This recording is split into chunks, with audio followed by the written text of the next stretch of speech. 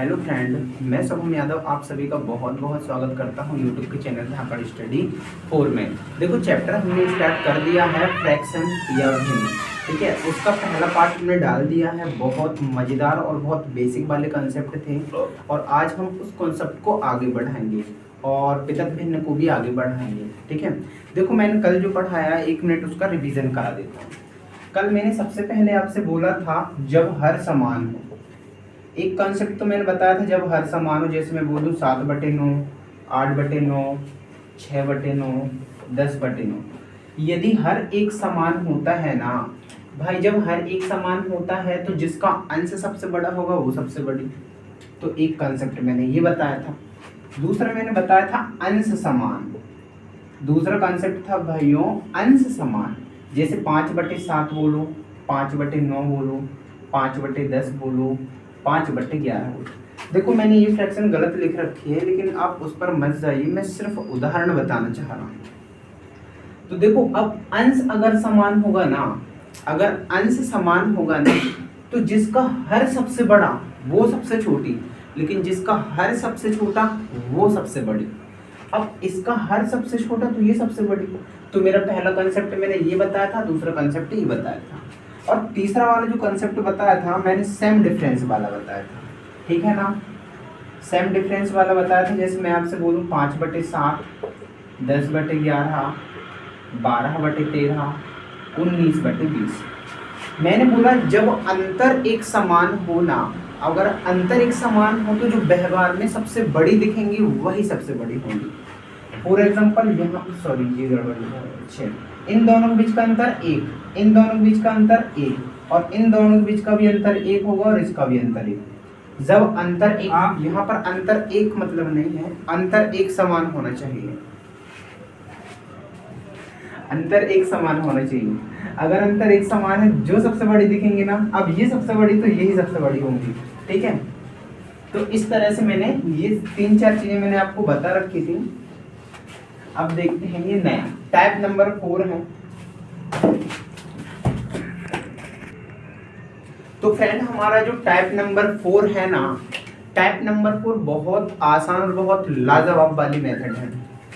देखो आप हमेशा एग्जाम में ये पहचानिए क्या आप इन सब का मल्टीपल कर पाओगे क्या। हाँ, अगर आपने मल्टीपल कर पाए तो इसके लिए क्रॉस मेथड है। इसमें हमें सबसे बड़ी वाली भिन्न छांटना है और सबसे छोटी वाली भिन्न छांटना है। भाइयों सबसे बड़ी वाली फ्रैक्शन छांटना है और सबसे छोटी वाली फ्रैक्शन छांटना है। इसमें हम क्रॉस मेथड लगाएंगे। क्यों? क्योंकि ये क्या है कि 1 डिजिट नंबर है, एक नंबर एक अंक वाला ही क्या है हमारी फ्रैक्शन है। अब जैसे मैं आपसे कहूँ बताइए इन चारों में सबसे बड़ी कौन सी है, तो देखो इसके लिए क्या मेथड लगती है। सबसे पहले इन दो को चेक करिए। आपने इसका इधर गुणा किया, इसका इधर किया, 7 दूनी 14 बना। इसका इधर गुणा किए तो 3 चौके 12 बना। देखो हमें अगर बड़ी छांटना है ना, अगर बड़ी छांटना है ना तो छोटे वाली को काटते जाइए। तो आपकी ये वाली भिन्न तो छोटी हो गई। अब क्या करिए, आप इन दोनों को देखिए, पहली वाली को और तीसरी वाली को। अगर पहली और तीसरी देख रहे होंगे तो यहाँ का हर इधर पे गुणा करिए, इस 8 का यहाँ पर गुणा करिए। 8 का अगर यहाँ पर गुणा किया तो कितना बना, 16 बना। 3 का यहाँ पर गुणा करिए, 3 का यहाँ पर गुणा किया तो कितना बना, 15। अब बताइए पहले और तीसरे में कौन बड़ा दिखा, ये बड़ा दिखा, तो आपने इसको भी काट दिया। ठीक है ना। अब देखिए पहले और चौथे को कंपेयर कीजिए। अब पहले और चौथे को अगर आप कंपेयर करोगे तो फिर वही बात, 5 का इधर गुणा करिए, 5 का इधर गुणा किया तो कितना बना, 10 बना। फिर 3 का इधर गुणा करिए, कितना हुआ, 3 तिरका 9। ठीक है, अंश वाली तरफ लिखाता है। अब जैसे इसका इस अंश में गुणा किया तो इधर लिखाएगा, इसका इस वाले अंश में गुणा किया तो इधर लिखाएगा। समझ में आया? तो मैं ये पहचान पाया अब इन दोनों में भी ये सबसे बड़ी है। तो हमने कंपेयर किया और कंपेयर करने के बाद ये पता चला कि सबसे बड़ी फ्रैक्शन तो यही वाली है। ठीक है ना, तो आप अच्छे से समझ पाए होंगे। एक और उदाहरण हम देख लेते हैं। एक और उदाहरण मैं आपके सामने अगर कहूँ कि भाई मैंने आपके सामने 4 फ्रैक्शन लिख दी, 3/5, 4/9, 2/7 और एक 5/7। 5/7। इसमें सबसे बड़ी बताइए, इसमें सबसे बड़ी बताइए कि इन चारों में सबसे बड़ी वाली फ्रैक्शन कौन सी है। तो देखो, ना तो इसका भी अंश समान है और ना ही इसका हर समान है और ना ही इनका डिफरेंस समान है। ना अंश समान हो, ना हर समान हो, ना डिफरेंस समान हो, तो फिर क्रॉस मेथड लगाना। अच्छा ये बताइए, अब इन दोनों में तो अगर मैं देखूं तो तुरंत पहचान में आ जाना चाहिए इन दोनों का हर समान है। इन दोनों का हर समान है तो इन दोनों में तो ये सबसे बड़ी हो जाएंगी, है ना। इसको आप पहले ही काट दीजिए। क्या आप ये बात समझ पाए हमारी वो वाली मेथड से? ठीक है। अब देखो, इन दोनों को छांटिए कि इन दोनों में बड़ी कौन है। 9 का गुणा इधर किया तो कितना बना जी? 27 बना। 5 का इधर किया तो कितना बना? 20 बना। तो ये तो हो गई छोटी, आपने इसको काट दिया। अब एक काम करिए, अब इसको और इसको लीजिए। अगर मैं पहली और तीसरे को उठाऊं तो 7 का गुणा इसमें कितना हो गया? 21 हो गया। 5 का गुणा इसमें तो कितना हो गया? 10 हो गया। तो अब पहली और तीसरी में भी अगर देखा गया तो ये पहली वाली बड़ी थी, तो आपने इसको भी काट दिया, हाँ है ना। अब आप पहली और चौथी में कंपेयर करिए। पहली और चौथी में अगर कंपेयर करोगे तो 7 का गुणा इधर किया, 7 3 21 हुआ। 5 का गुणा 5 में किया तो कितना बना जी? 25 बना। अब देखो, इन दोनों की जब आपने लड़ाई करवाई तो ये बड़ा निकला, तो आप इस तरह से पहचान पाए कि यही सबसे बड़ी होंगी, ठीक है ना, यही सबसे बड़ी होंगी। तो ये है हमारी क्रॉस मल्टीपल मेथड।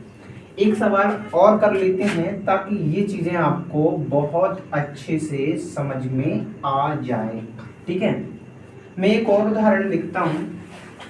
3/5 हो गया, 7/9 हो गया, 11/13 हो गया, 4/9 में सबसे छोटी बताइए। अब मैं आपसे कह देता हूं स्मॉलेस्ट नंबर, इसमें सबसे छोटा नंबर बताइए। अभी तक मैंने आपको ये बताया कि आप सबसे बड़ी कैसे छांटोगे, तो आप सबसे बड़ी छांटोगे तो छोटी वाली को काटते जाना, और आप सबसे छोटी वाली छांटोगे तो बड़ी वाली को काटते हुए चले जाना। तो इस सवाल में मैंने बताना है कितना? सबसे छोटा वाला, तो वही क्रॉस मल्टीपल मेथड। आपने इन दोनों को उठाना है। 9 का गुणा इधर किया तो कितना हुआ? 9 3 27। 5 का गुणा इधर किया तो कितना हो गया? 7 5 35। ध्यान देना, बताना कौन सी संख्या है? छोटी वाली संख्या, ठीक है, बताना है हमें छोटी। तो आप इन दोनों में से छोटी को ही लेकर के चलोगे, तो आपने इस बड़ी वाली को काट दिया। समझ में आया क्यों बड़ी को काटा? क्योंकि हमें तो सबसे छोटी बताना है, इसलिए बड़ी जो होंगी उसको हम हटाते जाएंगे। तो आप इन दोनों में कंपेयर कर पाए कि ये वाली बड़ी हो गई, ये छोटी है। अब आप पहले और तीसरे में कंपेयर करिए। तो 13 का अगर मैं 3 में गुणा करूंगा तो कितना बन रहा होगा? 39। और 5 का 11 में गुणा करूंगा तो कितना बनेगा यहाँ पर? 55। अब हमें छोटी बताना है ना, तो बड़ी वाली को हम काट देंगे। इन दोनों में बड़ी कौन हो गई? ये। आपने इसको भी काट दिया, ठीक है ना। तो इन दोनों में भी, इनमें भी ये छोटी है, इसमें से भी ये छोटी है। अब आप पहली और चौथी की कंपेयर कीजिए। पहली और चौथे की अगर आप तुलना कर रहे होंगे तो 9 का गुणा अगर आप इसमें करोगे तो कितना बनेगा? 27 बनेगा। और 5 का गुणा इसमें करोगे तो कितना बनेगा? 20 बनेगा। अब पहली और चौथी में अगर बात करें तो इन पहली और चौथी में तो ये छोटी हो गई, तो यही सबसे छोटी है, ठीक है ना। तो इस तरह से मैंने आपको क्रॉस मल्टीपल मेथड सिखाया, और ये हर कहीं नहीं लगाना है भाई, हमें है ना चीज़ें पता होनी चाहिए कि कौन सी मेथड कहाँ लगेगी। समझ में आया ना। जब अंश एक समान होगा तो उसके लिए दूसरी अप्रोच है, जब हर समान होगा तो उसके लिए दूसरी अप्रोच है, और जब डिफरेंस समान है तो उसके लिए अलग अप्रोच है। और जब एक अंक वाला, मतलब इतनी छोटी सी, इतने बारीक वाले जो नंबर आएंगे ना, बारीक आप कैसे पहचानोगे? आप इस तरह से पहचानोगे कि आप उनका गुणा अच्छे से कर पाओगे। जैसे इन संख्याओं का मैं गुणा कितने आराम से कर पाया। अब गुणा आराम से कर पाया तो इसमें तो बस मल्टीपल मेथड लगा देना है। समझ में आया कि नहीं आया? ठीक है। तो इस तरह से मैंने आपको 3 उदाहरण बताया, आपको समझ में आ गई होंगी चीज़ें। फिर बाकी की चीज़ें मैं है ना प्रैक्टिस में करवाऊँगा। अभी मैं प्रैक्टिस सॉल्व भी करवाऊँगा, 2-3 मतलब 2-1 क्लास में प्रैक्टिस की ही डालूँगा और बहुत सारे क्वेश्चन प्रीवियस ईयर के सवाल करवाऊँगा, ठीक है? उसमें फिर वो अच्छे से सिखा देंगे। अब देखते हैं नेक्स्ट फ्रेंड, ये जो सवाल है ना, देखो वो सवाल जो थे ना पिछले वाले, उनमें क्या था कि उनकी फ्रैक्शन बहुत छोटी छोटी थी, मतलब उनका गुणा करना बड़ा आसान था। अब बात हम इनकी करें तो ये फ्रैक्शन काम तो उसी से चल जाएगा, लेकिन यहाँ पर हम गुणा कैसे करेंगे? 25 का इसमें करोगे, फिर इसका इसमें करोगे, फिर इसका इसमें करोगे, फिर इसका इसमें करोगे, तो फिर तो एग्जाम में हमारे पास टाइम ही नहीं बचेगा, है ना? इसके लिए एक दूसरी अप्रोच है। जब सवाल आपको कॉम्प्लिकेटेड दिखे ना, बहुत बड़ा टाइप का दिखे, तो इसमें क्या करना है? इसमें हमें सबसे बड़ी वाली भिन्न निकालना है ना। इसमें ये करिए, आप इन दोनों का अंतर देखिए। अंतर कितना हुआ यहाँ पे? 12 हुआ क्या? 3 में से 2 एक गया 2 और 2 में से 12। और यहाँ का जो अंतर होगा तो 19 6 25, यहाँ 6 का अंतर है। यहाँ पर अंतर कितने का होगा? 29 और 4 33, 4 का अंतर होगा। तो आपने इन चारों का अंतर निकाल लिया, हाँ या ना? ठीक है, आपने अंतर निकाल लिया। अंतर निकालने के बाद इनका अंतर बराबर करना पड़ेगा, इनका डिफरेंस हमें बराबर करना पड़ेगा। या तो सबका डिफरेंस 12 बना लो, या सबका डिफरेंस 6 बना लो, या सबका डिफरेंस 4 बना लो। तो इसमें क्या करना होता है, आप ध्यान से देखना, ध्यान से देखना। 12 6 और 4 का एलसीएम लीजिए। 12 6 और 4 का एलसीएम लो, तो 12 6 और 4 का एलसीएम आएगा कितना? 12। भाई जिनको एलसीएम नहीं आता ना, तो एलसीएम भी एक अपने आप में चैप्टर है, वो मैं आपको आगे पढ़ाऊंगा, लेकिन आप थोड़ा सा एलसीएम तो आपको यहाँ आना ही चाहिए। तो इन सब का एलसीएम कितना आएगा भाई? 12। एलसीएम वो संख्या होती है जो इन तीनों से कटेगी, तो 12 से 6 से सबसे कट रही होगी।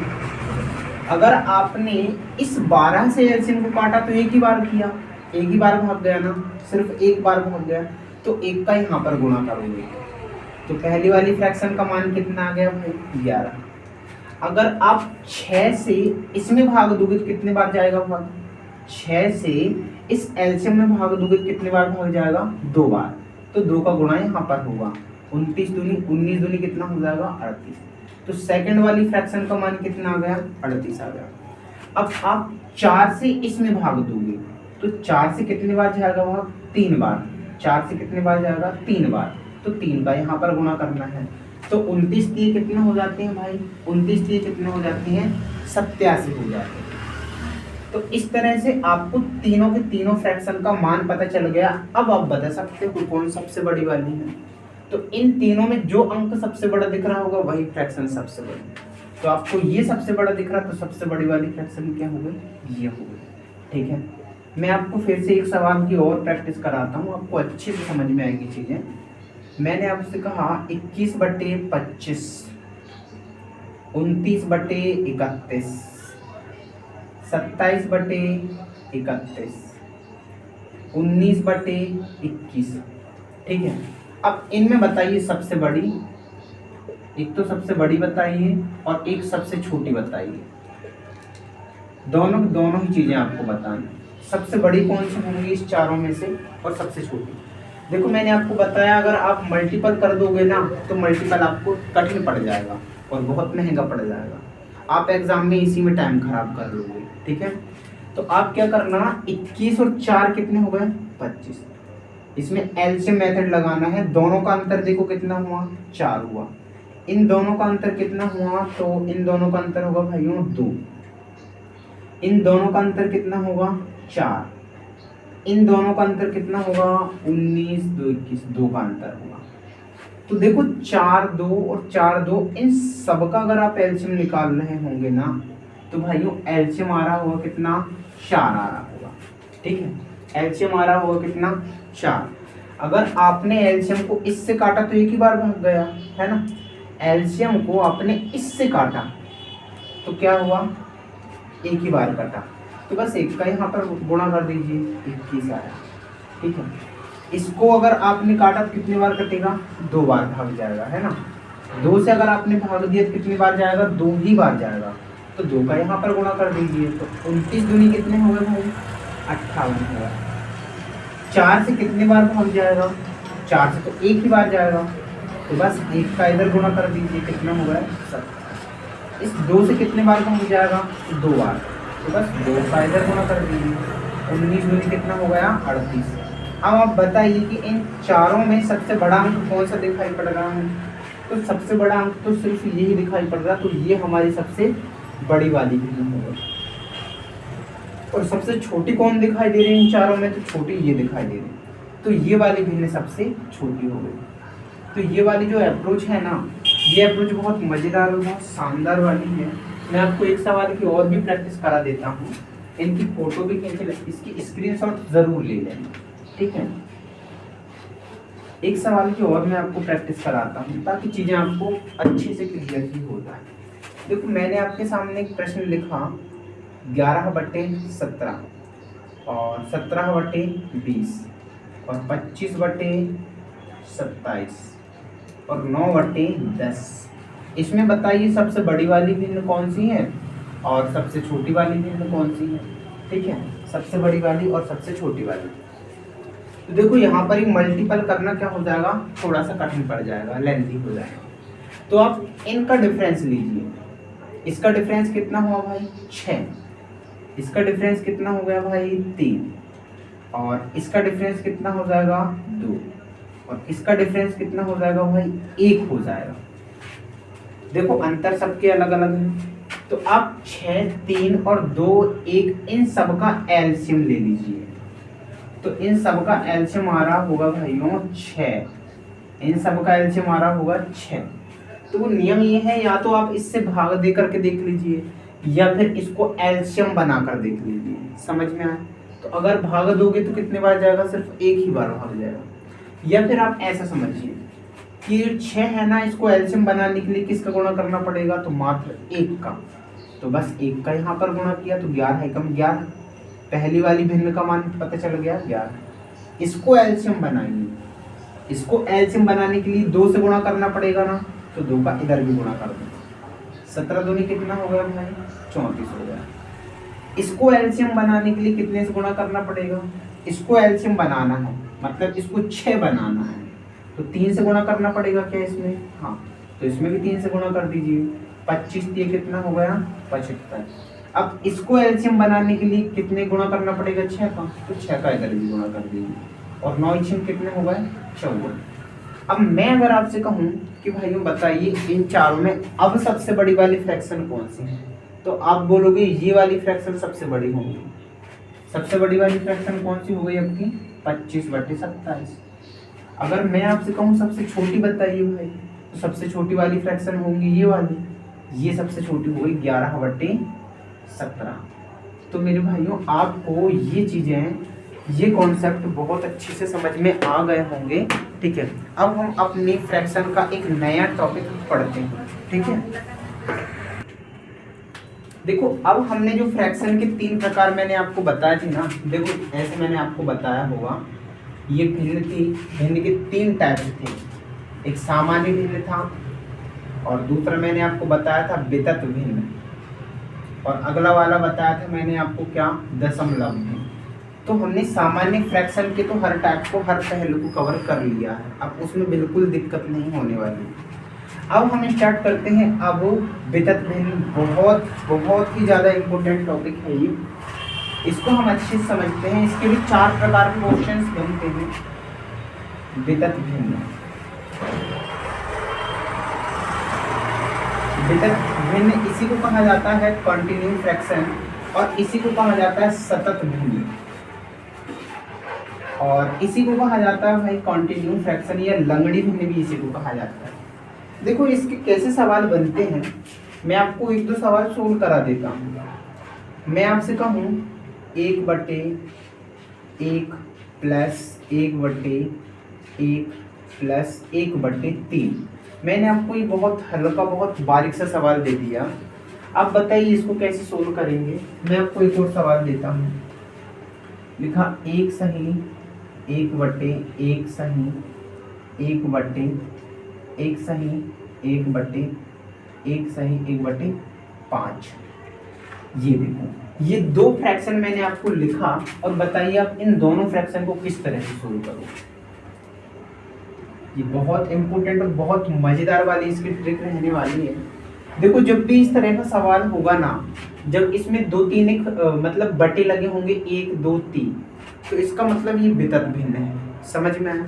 अब जैसे इसमें भी कई सारे बटे हैं, इसका मतलब ये भी कौन सी लॉन्गिट्यूडनल फ्रैक्शन है। ठीक है, वितत भिन्न है, सतत भिन्न है। देखो इसको सॉल्व करने का क्या तरीका है, थोड़ा ध्यान से समझना, क्योंकि इसके 4 टाइप होते हैं और बहुत कॉम्प्लिकेटेड भी है। अब सबसे पहले नीचे वाले अंकों पर ध्यान देना। सबसे पहले आप नीचे वाले अंकों पर ध्यान देना। आपने उठाया 1, तो ये ऊपर वाला पहले लिखाएगा और ये 3 लिखाएगा बाद में। ठीक है ना। आपने इसको इस फॉर्म में लिख लिया, आपने इसको इस फॉर्म में लिख लिया 1 और 3 में। अब देखो कितने प्लस है, 1 और 1 2 प्लस है, तो आपने यहाँ पर 1 प्लस लगाया और 1 यहाँ पर लगा दिया। देखो पहला प्लस यहीं पर लगता है सिर के ऊपर और फिर बाकी पीछे लगता हुआ चला जाएगा। अब देखो ये प्लस लगा है मतलब कि ये आगे वाला जुड़ेगा। 3 और 1 कितना हो गया भाई, 4। ये प्लस लगा है मतलब इसका कि आगे वाला जुड़ेगा, तो 3 और 1 4 हो गए, सॉरी 4 और 3 कितने हो गए, 7 हो गए। अब देखो इसके ऊपर ना तो प्लस है ना माइनस है, मतलब हमारी सीरीज यहीं तक है बस, अब आगे नहीं जाना है। अब बात यह है कि यहीं से आंसर निकलेगा। जब 1 के बटे में सब कुछ होगा ना, जब 1 के बटे में सब कुछ होगा ना, तो पहले वाला ऊपर रखाएगा, पहला वाला हमारा अंश होगा और पीछे वाला हमारा हर हो जाएगा। तो इसका आंसर निकाल पाए हम 4/7। आइए ये वाले सवालों को सोल्व करते हैं। मैंने आपसे कहा भाइयों, आप सबसे पहले नीचे वाले अंकों पर ध्यान दीजिए। अगर आप नीचे वाले अंकों को उठाओगे तो ये 1 लिखा मैंने और ये 5 लिखा मैंने। ठीक है, ये 1 लिख लिया और ये 5 लिख लिया। अब ये देखिए प्लस कितने बार है, 1 2 3, तो पहला वाला प्लस तो यहीं पे लिखाएगा, 1 हो गया, 2 हो गया और ये 3 हो गया। अब ये प्लस ये बताएगा कि आगे वाली संख्या जुड़ेंगी, कितना हो गया 6। ये प्लस भी बता रहा कि आगे वाली जुड़ेंगी, कितना हो गया 11। ये प्लस भी बता रहा कि आगे वाली जुड़ेंगी, कितना हो गया 17। अब आंसर क्या होगा, तो क्या ये 1 के बटे में सब कुछ है क्या, हाँ 1 के बटे में अगर सब कुछ है तो ये पहले वाला ऊपर आएगा और ये वाला नीचे आएगा। तो इसका आंसर आया कितना, 11/17। आइए 1-2 सवालों की और भी प्रैक्टिस करते हैं, थोड़े लंबे सवाल लेते हैं इस बार। भाइयों मैंने आपसे कह दिया कि 1 सही 1 + 1, 1 सही 1/1 प्लस 1/1 प्लस 7/10। चलो एक सवाल मैंने आपको ये दे दिया, इन सवालों को हम सीखेंगे। अब मैंने लिख दिया 1 + 1/1 प्लस 1/1 प्लस 1/1 प्लस 4/9। आपको एक सवाल मैंने ये दे दिया। अब इन दोनों सवालों से हम सीखेंगे। देखो मैंने आपको बताया कि ये इस तरह से इस फॉर्म में वो देगा सवाल को दिया। सबसे पहले आप नीचे वाले अंकों को उठाइए। आपने उठाया 7 और 10, ऊपर वाला पहले लिखाएगा और नीचे वाला बाद में लिखाएगा। अब ये गिनी प्लस कितना है, तो 1 2 3 4 है, तो पहला प्लस तो ऊपर लगेगा, फिर 1 हो गया, 2 हो गया, 3 हो गया और ये 4 हो गया। अब देखो अगली वाली संख्या जुड़ेंगी क्योंकि ये प्लस लगा है, तो कितना हो गया 10 और 7 17। अब प्लस लगा मतलब अगली वाली जुड़ेंगी, कितना हो जाएगा भाई 27 हो जाएगा। ये प्लस लगा मतलब अगली वाली जुड़ेंगी, ठीक है, कितना हो जाएगा 7 और 7 14, हाथ का 1, 3 और 1 4, 44। अब ये प्लस लगा मतलब आगे वाली जुड़ेंगी और फिर से कितना हो जाएगा 7 और 4 11, कैरी गया 1, 4 और 2 6, 6 और 1 7। अब इसके ऊपर ना तो प्लस है और ना ही माइनस है, मतलब हमारी सीरीज यहीं तक है, अब आगे हमें नहीं जानना, ठीक है। अब ये बताइए पहले ये अंक आएगा कि पहले ये अंक आएगा, तो पहले यही वाला अंक आएगा क्योंकि 1 के बटे में सब कुछ है, तो आंसर हो जाएगा कितना 44/71। ये हमारा करेक्ट आंसर हो जाएगा। देखो ये सवाल को आप खुद से भी बनाने की कोशिश करें और प्ले करके पूरी वीडियो से समझ भी सकते हैं। आप देखो सबसे पहले यही अंक उठाना है, उठाओगे आप क्या 4 और 9। तो देखो 1 2 3 4 प्लस है, तो 1 प्लस तो ये हो गया 2 3 और ये 4। अगली वाली जोड़ेंगे कितना हो जाएगा प्लस के कारण 9 4 13। फिर अगली वाली जुड़ जाएंगी तो कितना हो जाएगा भाई 21 हो जाएगा। फिर अगली वाली जोड़ेंगी तो कितना हो जाएगा भाई 34 हो जाएगा, है ना। और फिर अगली वाली जब जुड़ेंगी तो कितना हो जाएगा 5 55 हो जाएगा, ठीक है ना। और इसका जो आंसर आ रहा होगा ध्यान से देखना, इन सवालों में 1 के बटे में सब था, लेकिन इस सवालों में 1 के बटे में सब का सब नहीं है। 1 के बटे में सब का सब नहीं है ना, तो अब इस बार ये पहले आएंगे, मतलब अंश हमारा बनाएगा ये और हर हमारा बनाएगा 34। तो इस तरह से सवाल सोल्व करना है। देखो इसको है ना मिक्स फ्रैक्शन में हम लिख सकते हैं भी, एक बार भाग जाएगा तो 34 से कम 34 एक बार भाग गया, अब बच कितना गया कह रही 1 2 21 21 बटे 34। इसको हम सही तरह से इस तरह से लिख सकते हैं, ठीक है। तो फ्रेंड ये सवाल ये भी वितत भिन्न ही सवाल है। पिछले मैंने आपको 4 सवाल समझाए, वो सब के सब प्लस वाले सवाल थे, लेकिन ये दोनों सवाल माइनस वाले सवाल हैं। अब हम माइनस वाले सवाल की प्रैक्टिस करते हैं। देखो अप्रोच वही लगना है, थोड़ा सा हल्का सा नियम चेंज होगा और इसमें ज़्यादातर गलती होने की संभावना है, इसलिए इसको बहुत ध्यान से समझना। पहले हम इस सवाल को सोल्व करते हैं। देखो सबसे पहले आप इस वाले अंक को उठाइए, तो आपने उठाया 3 और 5। अब बताइए यहाँ पर पिछले सवालों में प्लस था तो हम प्लस लगा देते, इन सवालों में माइनस है तो अब हम 1 2 3 4 माइनस है, 1 2 3 4, ठीक है ना। अब करना क्या है कि अगली वाली संख्या घटानी है अपने को, माइनस चिन्ह का मतलब है अगली वाली घटाना है। अगर 5 में से अगली मैंने घटाया तो कितना बच जाएगा, 5 में से 3 गया तो कितना बचेगा 2। अब इसमें से अगली वाली अगर मैंने घटाया ना, इसमें से अगली वाली अगर घटाया तो बनेगा कितना माइनस का 3। अब इसमें से अगली वाली अगर घटाया ना, इसमें से अगली वाली घटाया तो ये घटाऊंगा तो ये माइनस का होगा ना, तो कितना हो जाएगा माइनस का 5। अब इसमें से अगली वाली घटाऊं, मतलब इसमें से इसको अगर मैं घटाऊंगा तो ये पहले से ऑलरेडी माइनस है, और घटाया मतलब एक और माइनस लगा तो ये तो बन गई प्लस की ना। तो फिर माइनस की 5 और प्लस की 3 कितना बनेगा माइनस का 2। देखो थोड़ा ध्यान से समझना होगा, अगला सवाल और अच्छे से समझना। अब देखो इसमें ये अंक पे, अब देखो अब तो माइनस नहीं है ना, तो यहाँ तक है सीरीज, अब आगे नहीं जाना है। अब पहले कौन सी लिखाएंगे, देखो 1 के बटे में सब कुछ है क्या, नहीं है। इसमें 1 के बटे में सब कुछ नहीं है तो फिर ये वाला आएगा, तो माइनस का 2 आएगा पहले और फिर माइनस का 5, और आपके प्रश्न का आंसर आ गया 2/5, ठीक है। अब इस सवाल को समझो, बहुत ध्यान से समझना, गलती नहीं होना चाहिए। देखो सबसे पहले आप इस वाले अंक को उठाओगे तो आप बोलोगे 1 और 6 उठा लिया है। अब कितने माइनस है, 1 2 3 4 माइनस है, तो 1 हो गया, 2 हो गया, 3 हो गया, 4 हो गया।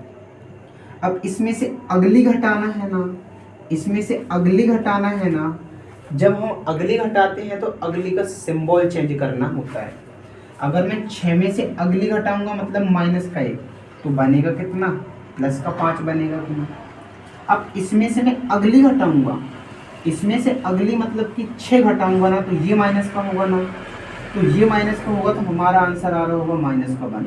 ध्यान देना भाई, मैं आपको फिर बार बार बोल रहा हूँ, अगर मैं 5 में से 6 घटाऊंगा तो माइनस का 1 तो बचेगा ही बचेगा ना।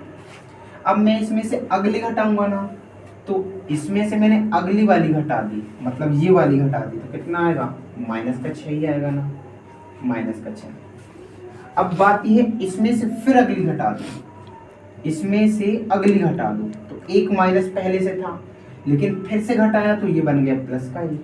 तो इस तरह से आप इसको लिख रहे होंगे माइनस का 5, ठीक है ना।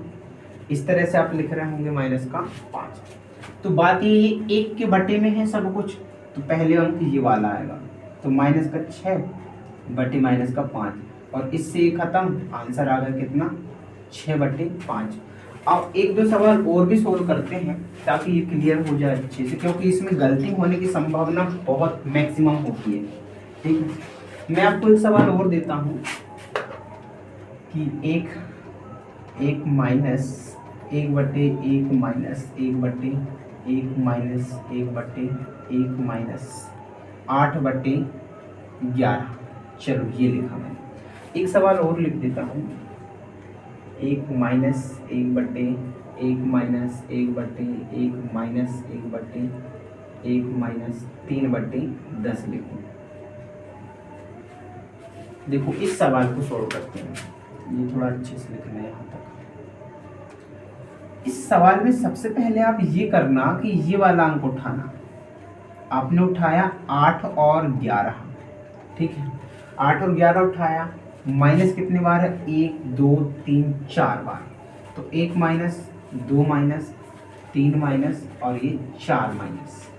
अब इसमें से अगली अगर घटाना है ना, 11 में से अगली अगर मैं घटाऊंगा तो माइनस का अर्थ करना पड़ेगा ना, तो कितना आएगा, 3 आएगा, ये 3 लिखा। अब इसमें से अगली घटाना है, इसमें से अगली घटाना है, मतलब 3 में से घटाना कितना, 11, तो आंसर कितना आएगा, माइनस का 8 आएगा। ठीक है ना। अब इसमें से अगली घटाना है, इसमें से अगली घटाना है, ये घटा दिया अगली, कितना हो जाएगा फिर, माइनस का 11 ही हो जाएगा।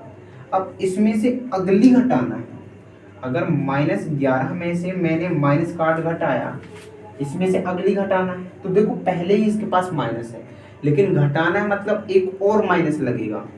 अगर घटाना है मतलब एक और माइनस लगेगा, तो क्या ये प्लस हो जाएगा, क्या ये तो अब प्लस का हो जाएगा। तो अब इसको सोल्व कर रहे होंगे तो आंसर कितना बन रहा होगा यहाँ पर, अगली स्टेप अपनी माइनस का 3। ठीक है, तो अब देखो यहीं से खेल स्टार्ट होता है। अब 1 के बटे में सब कुछ है ना, 1 के बटे में सब कुछ है ना, तो ये अपना पहला आएगा, तो माइनस के 11 और बटे में माइनस के 3, माइनस से माइनस खत्म, तो 11/3। और इसको मिक्स फ्रैक्शन में अगर लिख रहे होंगे तो 3 तिरका 9 और बच गए कितना, 2/3। तो आप इस सवाल का आंसर ये दे पाए। देखो एक इस पैटर्न का एक सवाल और भी है, आप खुद से प्रैक्टिस करना, और बुक में भी ऐसे सवाल दिए हुए हैं, बहुत सारे दिए हुए, आप उनसे प्रैक्टिस कर सकते हैं। देखो इसमें भी अगर देखोगे तो आप सबसे लास्ट वाला अंक उठाना, तो आपने उठाया कितना, 3 और 10 उठाया। माइनस कितने बार है, 1 2 3 4 बार, 1 हुआ, 2 हुआ, 3 हुआ और ये 4 हुआ। अब वही क्रिया, इसमें से अगली वाली संख्या घटाना है, इसमें से अगली वाली संख्या घटाना है, तो क्या 10 में से 3 घटाऊंगा तो कितना बचेगा, 7 बचेगा। अब इसमें से अगली संख्या घटाना है, इसमें से मैंने अगली संख्या घटा दी, अगली संख्या तो 10 थी, अगली संख्या घटा दी तो कितना, देखो माइनस का है 10, इसलिए आंसर आएगा माइनस का 3। अब इसमें से अगली संख्या घटा दो, इसमें से अगली संख्या मतलब क्या घटाना पड़ेगा मुझे, 7 घटाना पड़ेगा। दोनों माइनस के हैं इसलिए जुड़ जाएंगे, तो कितना हो गया, माइनस का 10। अब माइनस के 10 में से फिर अगली घटा दूं, अब देखो इसको मैं घटाऊंगा तो ये पहले से माइनस है और फिर से घटाया, मतलब ये प्लस का बन जाएगा, तो माइनस का 10 और प्लस का 3 कितना आ रहा होगा, माइनस का 7। तो देखो अब यहाँ पर माइनस का चिन्ह नहीं है, ऊपर नहीं है, मतलब अब हमें आगे नहीं जाना है, और नहीं जाना है तो मतलब यहीं तक सीरीज है। क्या ये 1 के बटे में सब कुछ है, क्या नहीं है ना, 1 के बटे में सब कुछ नहीं है, तो फिर पीछे वाला आंसर पहले आएगा, तो -7 के बटे में माइनस का 10 आएगा। देखो अगर 1 के बटे में सब कुछ है तो ये पहले आएगा, और 1 के बटे में नहीं है तो ये फिर पीछे वाला पहले आएगा, तो आपका जो आंसर आ रहा है वो कितना, 7/10। इस तरह से हम लंगड़ी भिन्न को 2 टाइप हम कवर कर चुके हैं। फ्रेंड अगर आपको वीडियो अच्छी लगी हो, देखो ये वाली जो फ्रैक्शन है ना हम आगे पढ़ेंगे, आगे कल बताऊंगा मैं, इसके 2 टाइप और भी रह गए हैं। अगर आपको वीडियो अच्छी लगी हो तो लाइक करो, शेयर करो और चैनल पर सब्सक्राइब जरूर कर लेना। धन्यवाद।